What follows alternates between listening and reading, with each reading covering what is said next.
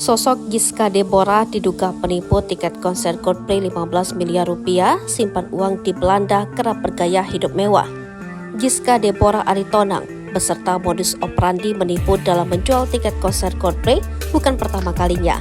Fakta menarik lainnya, aktor dan influencer yang menirukan suara orang atau impersonate Christo Immanuel mengenal sosok Giska Deborah Aritonang.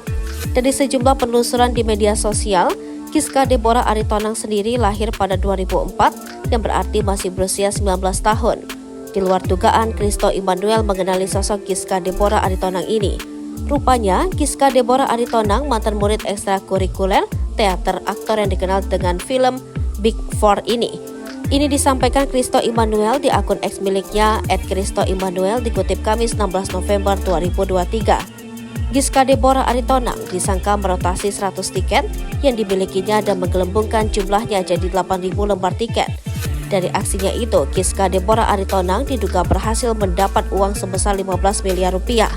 Selain itu, Giska diduga tidak bekerja sendiri dengan memanfaatkan orang dalam yang menggelar konser. Mengutip akun _Aksal, Kamis, Giska disebut-sebut memiliki hubungan dengan Claudia yang diklaim sebagai decision maker venue. Rupanya ini bukan kasus pertama Giska menipu dalam menjual tiket.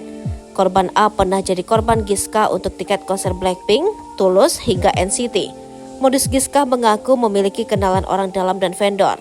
Akan tetapi setelah transaksi pembelian sampai hari H konser tiket tidak ada. Giska selalu menggunakan pola yang sama untuk melancarkan aksinya. Beberapa warganet berkomentar bahwa sosok Claudia itu adalah sosok fiktif. Sempat beredar kabar Giska beserta sang ayah sudah diamankan ke Polres Jakarta Pusat. Namun kabar ini masih belum dapat dipastikan kebenarannya.